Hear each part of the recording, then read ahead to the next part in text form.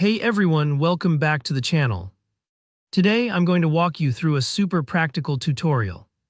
How to create a sleek, responsive FAQ section using the Flexbox Container feature in Elementor for WordPress.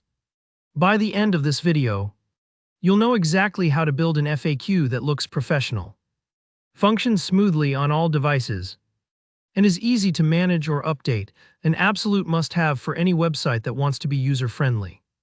So let's get straight into it. First things first. We need to make sure Flexbox containers are enabled in Elementor, because these are the building blocks that make flexible layouts a breeze. If you've recently updated Elementor, this feature may already be activated, but let's double-check just to be safe. Head over to your WordPress dashboard, that's the main control panel for your website. Then look for Elementor in the left-hand menu and click into Settings. Once you're there, find the tab labeled Features. Scroll down until you see Flexbox Container. If it's set to inactive, switch it to active, scroll down and don't forget to click Save Changes, just to make sure everything is locked in. This step is quick, but it's crucial. Flexbox Containers will give us way more control over how things stack and stretch on the page. Without this, we won't be able to get the modern layouts we're aiming for. Now that Flexbox is ready, let's move to the actual page where you want your FAQ section to live. Open up that page in the Elementor editor. You'll see your page on the canvas ready to be transformed. To start building, click on the big ++ icon. You can't miss it.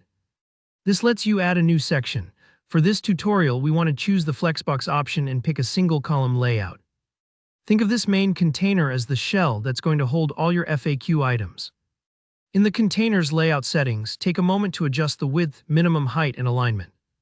For example, if your site has a lot of white space, maybe set the width to 800 pixels or use % for responsiveness.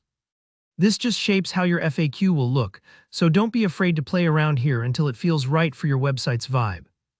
Next up, let's add a clear, welcoming headline so visitors instantly know this is the FAQ section. Over on the Widgets panel, find the heading widget and drag it right into your new container. For the text, I usually go with frequently asked questions, but feel free to customize maybe need help or your questions answered. Head over to the Style tab and tweak the font size, color, and spacing to match your branding. Think of your heading as the doorway to your FAQ. It should stand out but also feel like part of your site's story. Once the heading's in place, it's time for the heart of our FAQ. The Accordion widget. Drag it beneath your heading inside the same container. The Accordion widget is awesome for FAQs because visitors can scan questions at a glance and click to reveal answers as needed, kind of like opening and closing little drawers in a toolbox. By default, the widgets will stack vertically, which makes for a clean, easy-to-read layout. You don't need to adjust the Flexbox settings for this. Elementor sorts that for you. Now let's customize each Accordion item. When you click into the Accordion, you'll see slots called Accordion items. Click one to open its settings. Where it says Title, type in your customer's most common question. Like, how do I reset my password? In the content box, write the answer. You can just add text, or for extra value, drop in images or even another widget, say a contact form or a helpful video. It's perfectly normal to spend a bit of time here. Clarity really matters. If you're not sure what to write, think about the types of questions you get in emails or calls. Those are the golden ones to include. And that's really it. You've just built a fully responsive FAQ section using Elementor's Flexbox containers. If you ever need to update questions, just pop back in and tweak the Accordion items. It's endlessly flexible. Thanks so much for watching. If you found this tutorial helpful, please hit that like button. Drop any questions or tips in the comments, and as always, subscribe for more WordPress and Elementor tutorials.